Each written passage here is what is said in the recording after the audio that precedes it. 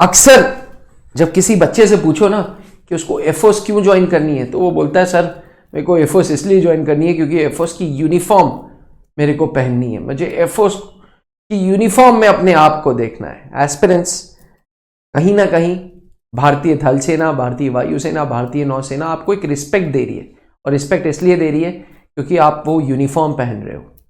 Defence aspirants, देश सेवा परमो धर्मा, अक्सर मैं वीडियोज में बोलता हूं कि देश सेवा से बड़ा कोई धर्म, कोई सेवा नहीं है। और जब आप इतनी बड़ी कुर्बानी करते हो, जब आप इतना बड़ा सैक्रिफाइस करते हो, तो देश भी आपको रिस्पेक्ट देता है, देश भी आपको यूनिफॉर्म देता है, देश भी आपको अलग अलग रैंक्स देता है। जब कभी भी आप एयरफोर्स के सपने देखते हो तो जरूरी है कि आप जानो कि एयरफोर्स की क्या क्या रैंकिंग सिस्टम है, एयरफोर्स में रैंक्स कैसे होती हैं और क्या सैलरीज मिलती हैं। आई नो पैसा मोटिवेशन नहीं है, लेकिन कहीं ना कहीं पैसा एक सिक्योरिटी देता है। तो जानना जरूरी है कि आपको इंडियन एयरफोर्स में क्या सैलरी मिलेगी और क्या रैंक मिलेगी। इस वीडियो में मैं बात करूंगा रैंक ऑफिसर्स की, क्या क्या रैंक स्ट्रक्चर है और उनकी सैलरीज क्या है। मैं ऊपर वाले ओहदे से चालू करूंगा, ना कि नीचे से ऊपर, उल्टा ऊपर से नीचे स्टार्ट करूंगा। सबसे पहली रैंक है मार्शल ऑफ इंडियन एयरफोर्स। आज तक भारतीय वायुसेना में एक ही मार्शल थे, जैसे आर्मी में फील्ड मार्शल होते हैं वैसे ही एयरफोर्स में मार्शल होते हैं। मार्शल भारतीय वायुसेना में अभी तक एक ही मार्शल थे, मार्शल अर्जुन सिंह जी। जी हां, इनको आइडेंटिफाई करने का जो इनका फ्लैग होता है ना, फ्लैग में 3 स्टार्स होंगे और एयरफोर्स का सिंबल होगा, बीच में चील होगी। जो फ्लैग मिलता है वो यही मिलता है। और सैलरी की बात करें तो बेसिक जो सैलरी होती है वो 2.5 लाख रुपए की होती है। इसके बाद HRA अलग, DA अलग, सारी चीजें अलग अलग हैं। तो बेसिक जो रैंकिंग स्ट्रक्चर है, जिसमें सबसे बड़ा औहदा, सबसे बड़ा रैंक जो है वो मार्शल ऑफ इंडियन एयरफोर्स है, जो अभी तक जब से देश आजाद हुआ है सिर्फ एक ऑफिसर को ये उपाधि मिली है, ये रैंक मिली है। इसके बाद चीफ ऑफ एयरफोर्स होता है एयर चीफ मार्शल, जो हर 2 सालों में, हर 3 सालों में बदलता ही रहते हैं। जी हां, डिपेंडिंग अपॉन उनकी एज क्या है, आपको एयरफोर्स की चीफ बदलते हुए नजर आते हैं। जैसे एयरफोर्स के इस वक्त चीफ हैं air chief marshal Amarpreet Singh ji. जी हां, अमरप्रीत सिंह जी एयरफोर्स के चीफ हैं। वो उनको आइडेंटिफाई करने का जो तरीका है वो है 4 स्टार उनके फ्लैग पे होंगे और उनके फ्लैग में इंडियन, भारत का भी झंडा होगा, एयरफोर्स का भी झंडा होगा, इंडियन एयरफोर्स का लोगो भी होगा और देश का झंडा भी होगा। और रैंक की बात कर, जो सैलरी की बात करें तो 2,25,000 रुपए तक बेसिक सैलरी है। इसके बाद बाकी सारे पर्क्स एंड बेनिफिट्स हैं। ये रैंक इंसाइनिया है जो उनके शोल्डर्स पे लगा होगा उनको पहचानने के लिए। एयर चीफ मार्शल के नीचे होते हैं एयर मार्शल्स। ये जनरली CNCs होते हैं। हर एक कमांड के अलग अलग एयर मार्शल्स होते हैं। सेंट्रल कमांड के अलग एयर मार्शल होंगे, ईस्टर्न कमांड के अलग एयर मार्शल होंगे। और भारतीय वायुसेना में एनीवेयर इन बिटवीन 5 से 12 एयर मार्शल्स हैं। एयर मार्शल्स को आइडेंटिफाई करने का 3 येलो कलर के स्टार्स होंगे। जी हां, येलो कलर के स्टार्स होंगे। इंडियन फ्लैग का, इंडियन एयरफोर्स का लाइट ब्लू कलर का झंडा होगा।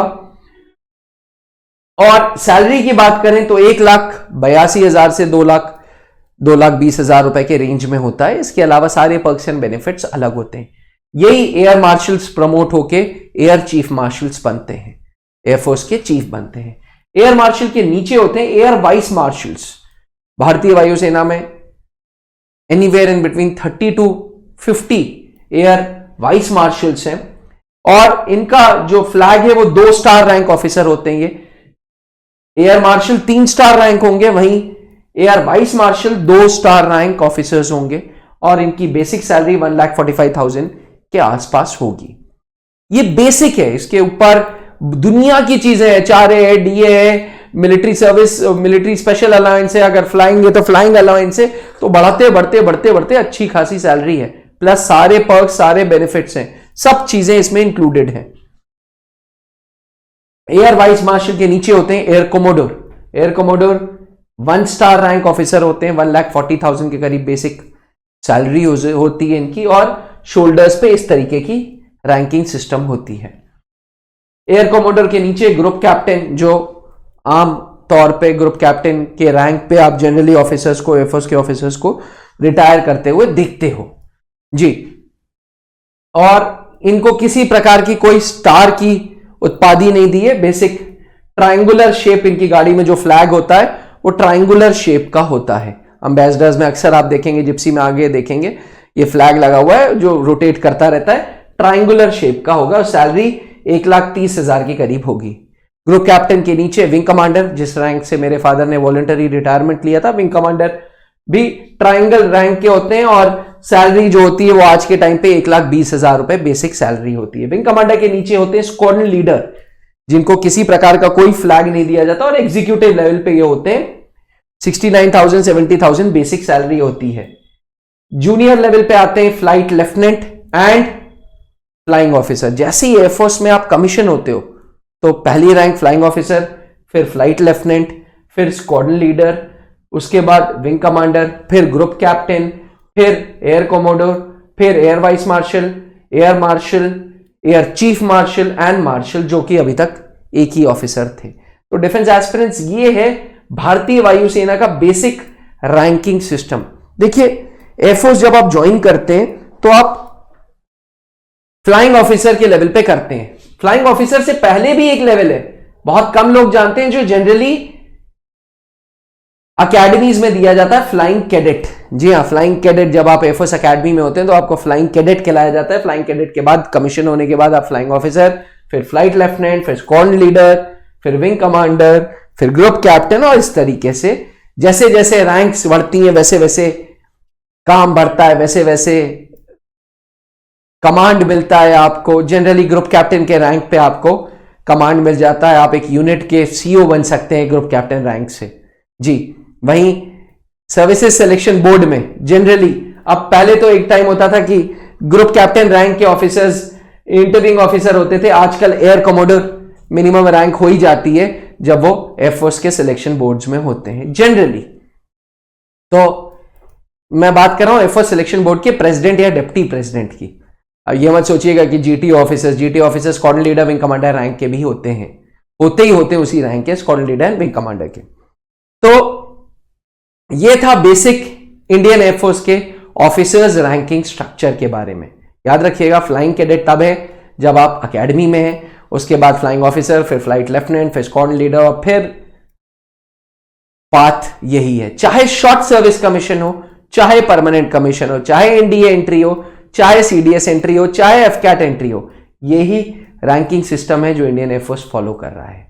अगर आप भी भारतीय वायुसेना में जाना चाहते हैं तो त्रिशूल डिफेंस एकेडमी आए और अपने सपने को पूरा करें। भारतीय वायुसेना और त्रिशूल डिफेंस एकेडमी का एक बहुत पुराना स्नेह है, क्योंकि त्रिशूल डिफेंस एकेडमी वो setup by late wing commander Anoop Mehrotra ji, जो खुद इंडियन एयरफोर्स में कैनबेरा पायलट थे, फाइटर पायलट थे। उसके बाद उन्होंने जीटीओ कोर्स किया था और एयरफोर्स के selection boards Banaras and Mysore में रहे थे। आज तक 2003 से त्रिशूल बनी हुई है।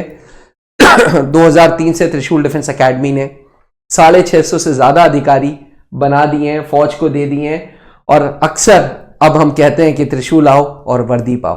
अधिक जानकारी के लिए त्रिशूल डिफेंस एकेडमी का ऐप डाउनलोड करें या ये हेल्पलाइन नंबर पर फोन करें। जय हिंद। अब डिफेंस एग्जाम क्रैक करना हुआ और भी आसान, त्रिशूल डिफेंस एकेडमी लेकर आए हैं बिल्कुल ही एडवांस लर्निंग ऐप। तो आज ही ज्वाइन करें और स्टार्ट करें अपनी ऑनलाइन क्लासेस।